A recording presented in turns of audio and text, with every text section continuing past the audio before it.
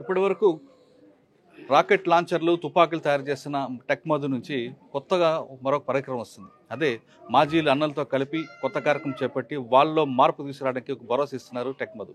ఇక నల్లమలలో పోలీసులకు ముప్పు తెప్పలు పెట్టి 3 చెరువులు నీళ్ళు తాగించిన కృష్ణన్ ఉన్నారు. ఆయన ఈ ప్రోగ్రాంలు ఏ విధంగా ముందుకు వెళ్తారనే విషయం ఆయన అడుగుతాం. నమస్తే, చెప్పండి. ఈ కార్యక్రమం మీ దగ్గర ప్రారంభమైన ప్రధాన కారణం ఏంటి? ఇక్కడున్న వనరులు ఏ విధంగా వినియోగించుకోబోతున్నారు? దాదాపు జిల్లాల ఉన్న మాజీల్లో పిల్లలు నేను చాలామందిని తీసుకుపోయి ఈరోజు వాళ్ళందరినీ ఇక్కడ కలపాలనే నాకు ఆలోచన ఎందుకు వచ్చిందంటే, వాళ్ళ తల్లిదండ్రి వాళ్ళ అన్నదమ్ముళ్ళు దాదాపు అందరినీ పిలిచిన. ఎందుకంటే నేను ఉద్యమాల్లో తీసుకుపోయినా నేను, కానీ ఉద్యమాలు ఎన్నో ఆటుపోట్లు జరిగినాయి. ఉద్యమాలు దాదాపు ఆ ఉద్యమాలు నేను దాదాపు బతికి బయటపడినా. కానీ నేను తీసుకుపోయిన వాళ్ళు దాదాపు 30-40 మంది చనిపోయారు. ఆ బాధ ఎప్పుడు మీకు అనిపిస్తుంది? నాకైతే అసలు వాళ్ళ ఇళ్ళ కాడికి పోయినప్పుడు వాళ్ళ తల్లిదండ్రులు ఇప్పటికీ నాకు ఫోన్ చేస్తారు. దాదాపు అన్నా జనార్దన్ అన్నా నువ్వుగా బతికున్నావు కానీ మా కొడుకులు పోయిరే అన్నప్పుడు నాకు అసలు ఎంత లేని బాధ నాకు కలుగుతుంది. కానీ ఇంక ఏం చేయగలుగుతాను? నేను ఏం చేయలేను. ఇప్పుడు అది ఉద్యమం, అది ఒక వ్యవస్థ, అది పెద్ద వ్యవస్థ. దాని కొరకు మార్పు కొరకని మేము పోయినాం. ఆ మార్పులో నేను ఎప్పుడో చనిపోతుంది. నాకు వద్దలో దాదాపు ఎన్ని జరిగినావో సంఘటన. నాకు 14 ఏళ్ళ సంది జీతం ఉండి ఉద్యమాలకు వెళ్ళిపోయినా. కానీ అప్పటి నుంచి నాకు పోయినా ఉద్యమాలు అటే నిలదొక్కగలిగినా, ఉండగలిగినా, నా చేత ఆగలిగిన బయటకు రాగలిగినా. కానీ నా తోటి సోదరులు, నా తోటి మిత్రులు, పిల్లలు, తమ్ముళ్ళను దాదాపు నేను అంతమందిని తీసుకుపోయి ఇప్పుడు వాళ్ళతో అన్నోళ్ళు వాళ్ళల్లో వచ్చింది. ఇప్పుడు కిరణ్, పెద్ద కిరణ్, చిన్న కిరణ్ అనతోళ్ళు చాలామంది చిన్న 14 ఏళ్ళ పిల్లలు తీసుకుపోయినా, ఉద్యమాలు పెద్దగా చేసిన. కానీ ఇప్పుడు వాళ్ళ కళ్ళ ముందర లేకపోతే వాళ్ళకు బాగా ఎక్కడ లేని బాధ నాకు మాట్లాడాలంటే. ఇప్పుడు వాళ్ళందరూ వచ్చి ఈయన కలుసుకుంటే నాకు అసలు ఎంతో సంతోషంగా ఉందంటే, ఏదో నేను ఏం చేయలేకపోయినా సరే కానీ వాళ్ళని ఈరోజు కలుసుకొని మాట్లాడగలుగుతున్నా కదా అనేది సంతోషం ఒకటి ఉంది.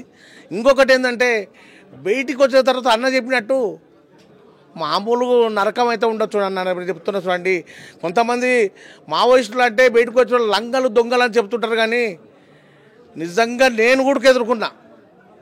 నాకు ఎంతో రాజకీయ అవగాహన ఉండి అన్నిట్లో ఉండి గుడక ఒక్కరొకరితోటికి ఇట్లా పోతే ఒక చిల్లి గవ్వ గుడక మళ్ళీ ఇయ్యలే. అసలు అది మా వాళ్ళు కొంతమంది తిండికి లేక చూస్తేనేమో పెద్దోళ్ళు పోతే ఎవరు దగ్గర రానిరు. అనుకోకుండా ఇక లంగలు దొంగలు బాగా ఎవరితోటి అది ఇది మాట్లాడినా అది పెద్దగా రాదు. మేము అనుకోకుండా ఇప్పటికీ నాకు రోజు ఊళ్ళో ఉంటే ఈ ఊరు నుంచి కానీ కలవకుర్తి నుంచి కానీ వద్దల పంచాయతీలు వస్తుంటాయి. ఒక ఫోన్ చేసి అన్న ఇట్లా ఉండండి, ఇట్లా అంటే ఆడికి పరిష్కారం అయిపోతాయి. కానీ ఇంకా కొంతమంది ఏం చేస్తున్నారు తెలుసా? ఎవరన్నా మనం ఇట్లా మాట్లాడామనుకో అటు లంగ దొంగ బెదిరిస్తున్నాడు. అది ఇప్పటికే నిజాయితీగా చెప్తున్నా. మా వాళ్ళు ఒకరిద్దరు అట్లా ఉంటారని, ఇంకా ఇద్దరు తాండ్రలోగా అయినా ఆడ తిండికి లేక బయటకు వచ్చి దళసభ్యుడు ఎక్కడ పని చేసుకోలేక పని ఇయ్యక ఉరి పోసుకొని చచ్చిపోయిన వాళ్ళు ఉన్నారు. ఇంకా బయట ఈ కార్యక్రమంలో మీరు ఏ విధంగా చేయగలుగుతున్నాం?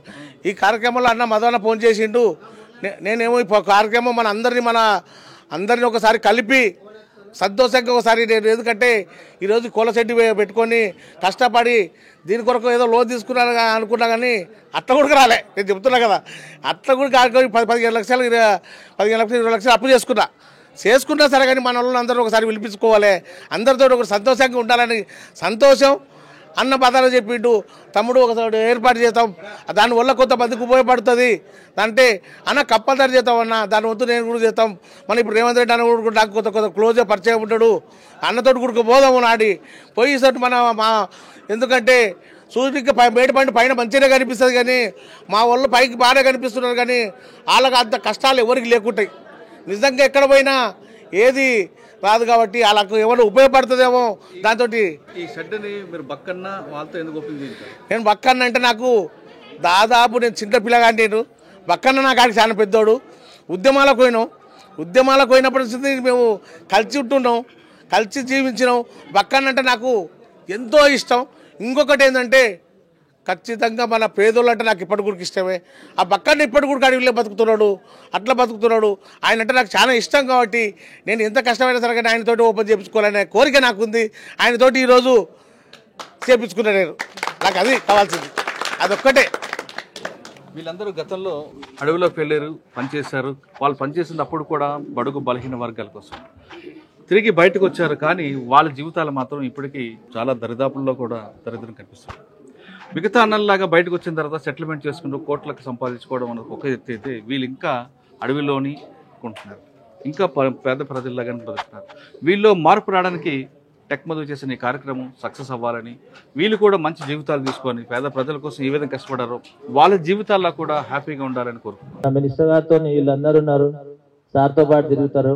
మీరు పోతే కంపల్సరీ సారు కాదన్నారు, ఏదైనా గవర్నమెంట్ ల్యాండ్ ఉంటే మీకు తప్పకుండా ఇప్పిస్తాడు. నేను కూడా సార్తో కలిసినప్పుడు మీకు మీ గురించి చెప్తాను. అదేవిధంగా ఇల్లు, ఇప్పుడు గవర్నమెంట్ ఇల్లు వస్తున్నాయి, దాని గురించి కూడా మీరు అందరు పోతే 100 గజాలు ఉన్న వాళ్ళు, ఇంకా ల్యాండ్ ఉన్న వాళ్ళకి గవర్నమెంట్ ఇల్లు కట్టిస్తా ఉంటుంది. కాబట్టి 5 lakhs ఎంతో ఇస్తే మీకు కూడా మంచిగా ఇంకేమన్నా కలిపి కట్టించుకోవచ్చు. కాబట్టి మీరు అందరూ కొంతమంది ఆర్థిక ఇబ్బందుల్లో ఉంటారు. కంపల్సరీ అందరము ఉన్నోళ్ళం కాదు, అంతా కింది స్థాయి నుంచి వచ్చినాం. కాబట్టి మన టెక్ మధు ఆధ్వర్యంలో, లేకుంటే మీరు ఒక కమిటీ ఏర్పాటు చేసుకుని, రాజు కూడా తిరుగుతుంటాడు రాజకీయంలో, రాజకీయ నాయకుల్ని పరిచయం చేసుకొని మీరు అందరూ కలిసి మన లేనోళ్లకు ఇల్లులు కట్టించే విధంగా చూడాలని ఎత్తం కృష్ణయ్యకు, రాజుకు, మీ కమిటీకి కోరుకుంటున్నాను. ఈ అవకాశం ఇచ్చినందుకు మిమ్మల్ని అందరూ చూడండి. ప్రభుత్వ సంక్షేమాలు ఏమన్నా లోన్లు కూడా ఉంటే మీరు చూడండి. ట్రాక్టర్లు, మన మట్టిరాముడు భాస్కర్కో ట్రాక్టర్ ఇప్పించినాం. మళ్ళీ మన గుర్రం రాముడికి ఆయనకో ట్రాక్టర్, ఆ రాజు నక్కరాజు ఆయనకు ఆటో, అంటే చాలా మందికి ఇప్పించడం జరిగింది. దాన్ని ఏదైనా ఒకటి తీసుకుంటే దాన్ని మిస్యూజ్ చేయకుండా అట్లే ఉండాలనుకో. అదేవిధంగా కొంతమందికి హోంగార్డ్ ఉద్యోగాలు కూడా ఇప్పించినాం. మా కొల్లాపూర్లో చాలా మందికి, అంటే లొంగిపోయిన వాళ్ళకు 5-6 members కూడా కొంతమందికి ఇప్పించినాం. కొంతమంది ఏమో మాకు ఉద్యోగం వద్దని చెప్పి వెళ్ళిపోయారు. కొంతమంది ఉన్నట్టుంది. అట్లే మీకు అందరికీ ఉపాధి వచ్చే విధంగా ప్రభుత్వ పథకాలని కూడా ఏమేమి ఉన్నాయో తెలుసుకొని వాటికి అప్లై చేసుకొని శాంక్షన్ చేసే విధంగా మీరంతా ప్రయత్నం చేసి అందరికీ అన్ని ఫలాలు అందే విధంగా చూడాలని కోరుకుంటూ, మీరు అందరూ మంచి స్థాయిలో, కొంతమంది ఇంకా మంచి స్థాయికి ఎదిగిపోయారు, కష్టపడ్డారు, వాళ్ళు ఏమీ అవి చేయలేదు. మంచి స్థాయిలో ఉన్న వాళ్ళు కూడా కొంచెం లేని వాళ్ళకు సాయం చేయాలని కోరుకుంటూ, ఈ అవకాశం ఇచ్చిన మన ఎత్తం కృష్ణయ్యకు, అందరికీ, మన వాళ్ళందరికీ మరొకసారి నమస్కారాలు తెలియజేస్తూ ముగిస్తున్నాను. Thank you very much. Thank you sir, thank you very much. మీరు ఇంత దూరం వచ్చేసి మా అందరికీ ఇంత సపోర్ట్ ఇచ్చినందుకు మీకు చాలా చాలా కృతజ్ఞతలు. సార్ చెప్పినట్టుగా ప్రభుత్వం అనేకమైనటువంటి సంక్షేమ పథకాలని ప్రవేశపెడుతుంది. ఇండస్ట్రీ పరంగా కావచ్చు, అగ్రికల్చర్ గా కావచ్చు. ఇంకా ఇవన్నిటిని మనము ఏ విధంగా మనం వీటిని ఉపయోగించుకొని మన స్థాయిని పెంచుకోవాలనేది మనం ఆలోచన చేయాలి. ఆ ఆలోచన కోసమే ఇక్కడ ఒక సదస్సును మనం ఏర్పాటు చేశాము.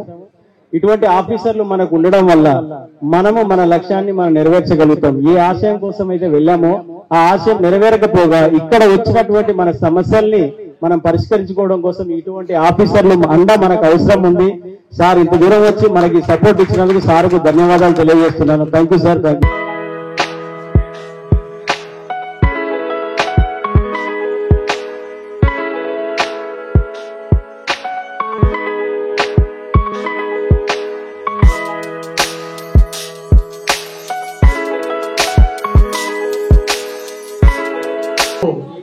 దాదాపు 10-11 అయిన తర్వాత సార్ గ్యాప్ వచ్చిండు.